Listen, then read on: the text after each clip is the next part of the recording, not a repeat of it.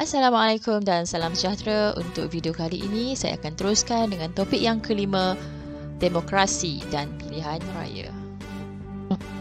Untuk topik kali ini hanya ada dua subtopik, iaitu sistem pilihan raya di Malaysia dan Suruhanjaya Pilihan Raya atau SPR. Mengikut Perlembagaan Persekutuan, tanggungjawab untuk mengadakan pilihan raya bagi kerusi Dewan Rakyat dan juga Dewan Undangan Negeri terletak pada SPR. Bila saya sebut tentang Dewan Rakyat, ianya merujuk kepada kerusi Parlimen, manakala Dewan Undangan Negeri merupakan kerusi di bahagian negeri-negeri tertentu. Suruhanjaya Pilihan Raya atau SPR merupakan bahagian yang ke-8 dalam Perlembagaan Persekutuan. Mengikut Perkara 114 Perlembagaan Persekutuan, keanggotaan SPR itu dianggotai oleh seorang pengerusi, seorang timbalan pengerusi dan 5 orang ahli. Semua ahli ini akan dilantik oleh YDPA selepas berunding dengan MRR. Semua ahli ini akan memegang jawatan sehingga berumur 66 tahun dan tidak boleh dipecat kecuali atas syur tribunal. Saraan anggota SPR berada di bawah peruntukan Parlimen dan dipertanggungan kepada kumpulan wang disatukan. Parlimen juga boleh membuat peruntukan bagi terma jawatan tersebut. Terma jawatan ini merupakan apa sahaja perkara yang berkaitan dengan jawatan yang dipegang oleh seseorang. Sebagai contoh, faedah persaraan dia, hak pensyen ke, tempoh jawatan, gaji dan sebagainya. Seterusnya kita akan lihat fungsi utama SPR. Fungsi yang pertama iaitu membuat kajian dan persempadanan semula. Bahagian pilihan raya Parlimen dan Negeri tidak kurang 8 tahun dari tarikh persempadanan semula yang terdahulu. Syur awal persempadanan hendaklah dimaklumkan kepada Yang di-Pertua Dewan Rakyat dan Perdana Menteri. Contoh, kalau kita lihat di bahagian skrin ini ada peta kawasan ahli Dewan Negeri Selangor. Jadi kalau awak perasan dekat sini, dekat peta ni dia ada satu garis sempadan-sempadan bagi N berapa kan. Sempadan-sempadan ini akan ditukar ataupun dibuat semula 8 tahun sekali. Fungsi yang kedua menjalankan urusan pendaftaran pemilih dan semakan daftar pemilih. Pemilih ni merujuk kepada pengundi, pihak yang mengundi. Seseorang pemilih layak untuk mendaftar sekiranya 1. Warga negara Malaysia, 2. Berumur tidak kurang 21 tahun pada tarikh kelayakan, 3. Merupakan penduduk di mana-mana bahagian pilihan raya di Malaysia, bermaksud menetap atau bermastautin di mana-mana bahagian di Malaysia. Contoh, duduk di Perak, ada alamat di Perak dan dia boleh mengundi di Perak. Okey, itu maksud merupakan penduduk di mana-mana bahagian. Dan yang terakhir sekali, tidak hilang kelayakan. Fungsi yang ketiga ialah menjalankan PRU, Pilihan Raya Umum bagi kerusi Dewan Rakyat atau kerusi Parlimen dan Dewan Undangan Negeri. Seterusnya, menjalankan PRK, Pilihan Raya Kecil sekiranya berlaku kekosongan di luar jangka. Kekosongan luar jangka ni mungkin disebabkan oleh kematian, peletakan jawatan, hilang kelayakan atau pembatalan keputusan pilihan raya oleh Mahkamah Pilihan Raya. Hilang kelayakan pemilih. Seseorang pemilih atau pengundi akan hilang kelayakan sekiranya pada tarikh kelayakan ditahan kerana tidak sioman atau sedang menjalani hukuman penjara. Sebelum tarikh kelayakan telah didapati bersalah atau dihukum mati, dipenjara melebihi 12 bulan dan masih menjalani hukuman, maka seseorang pemilih itu akan hilang kelayakannya.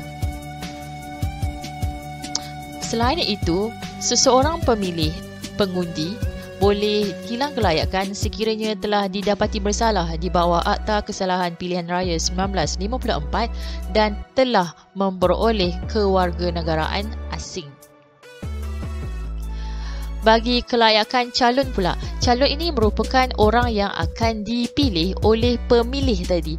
Jadi, kelayakan calon adalah pertama, warganegara Malaysia dan bermastautin di negara ini, menetap di negara ini. Dari segi umur pula, bagi kerusi Parlimen Dewan Rakyat, mestilah berumur tidak kurang daripada 18 tahun, manakala bagi kerusi Dewan Undangan Negeri berumur tidak kurang 21 tahun. Untuk kerusi Parlimen, seseorang calon mestilah menetap bermastautin di mana-mana bahagian di Persekutuan. Contoh, menetap di Kuala Lumpur.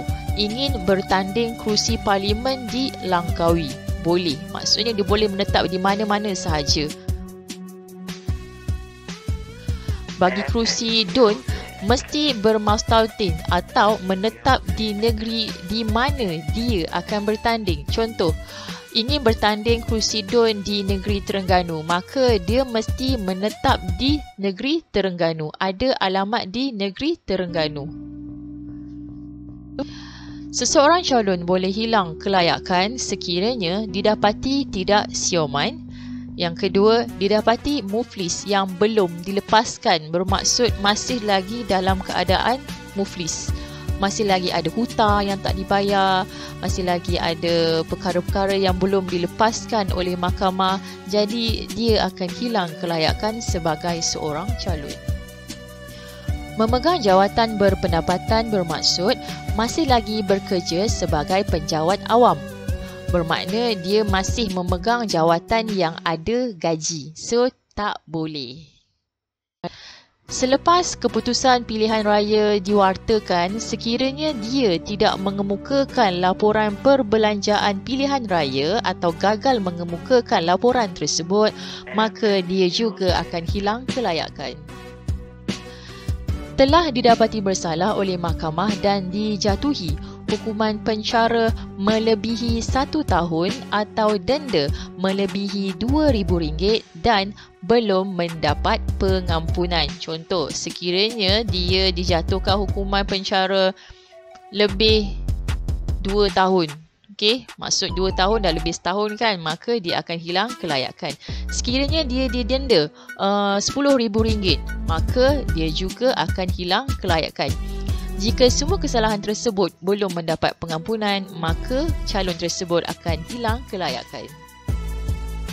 Calon akan hilang kelayakan sekiranya telah memperoleh kewarganegaraan asing. Bermaksud, dalam masa yang sama dia ialah warga negara Malaysia dan telah pun menjadi warga negara Singapura, maka warga negara Malaysia akan dilucutkan daripadanya. Tempoh pilihan raya. Pilihan raya untuk Dewan Rakyat dan DUN diadakan 5 tahun sekali kecuali jika Dewan tersebut dibubarkan dengan lebih awal. Untuk PRU, 60 hari selepas tarikh pembubaran, maka pilihan raya perlu diadakan. Bagi PRK, 60 hari selepas tarikh kekosongan kerusi tersebut. Proses pilihan raya di Malaysia melibatkan 6 proses. Proses yang pertama, pengeluaran writ. Kedua, penamaan calon. Ketiga, kempen pilihan raya. 4, pengundian. 5, penjumlahan rasmi undi. Dan yang terakhir, pengumuman keputusan pilihan raya. Bagi proses yang pertama, pengeluaran writ. Apabila berlakunya pembubaran Parlimen, DUN atau kekosongan luar jangka, pihak SPR akan mengeluarkan writ untuk menjalankan pilihan raya kepada pegawai pengurus. Satu notis pilihan raya akan diwartakan dan ditampal di tempat awam. Okey, bila tampal di sini, orang ramai boleh membuat semakan. Notis ini mengandungi tarikh penamaan dan tarikh pengundian. Proses kedua, penamaan calon. Pegawai pengurus akan menerima borang penamaan sama ada daripada pihak calon, pencadang atau penyokong atau ketiga-tiganya sekali. Pihak tersebut perlu menyertakan deposit pilihan raya dan borang akaun berkanun. Semua borang tersebut perlu dimatikan stempnya di pejabat duty stamp. Pegawai pengurus akan mengisytiharkan calon-calon yang layak bertanding. Sekiranya hanya seorang sahaja yang layak bertanding, maka calon tersebut akan menang tanpa bertanding. Proses yang ketiga, kempen pilihan raya. Untuk tujuan kempen, calon dikehendaki membayar deposit bahan kempen sebanyak RM5,000 bagi pilihan raya parlimen, RM3,000 bagi pilihan raya DUN. Untuk pemasangan poster, bila nak pasang poster, dia perlu ada kebenaran daripada pihak berkuasa tempatan.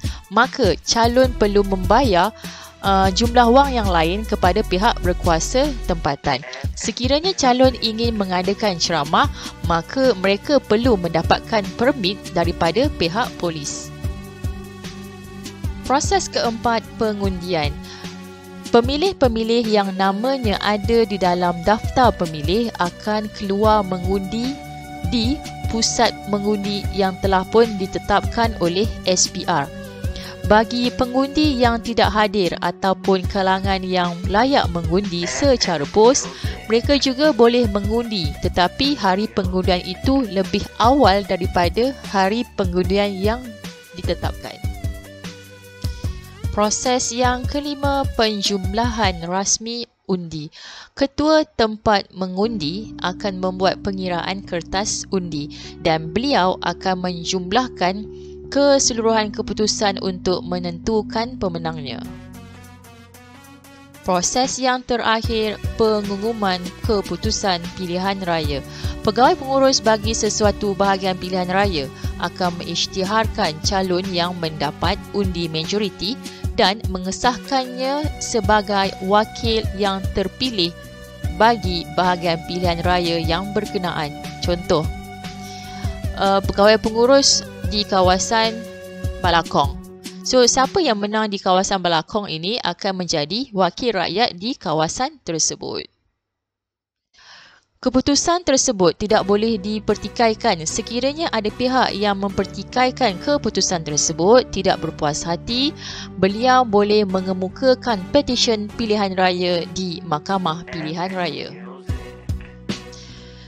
Deposit calon pilihan raya bagi kerusi parlimen sebanyak RM10,000, bagi kerusi DUN RM5,000.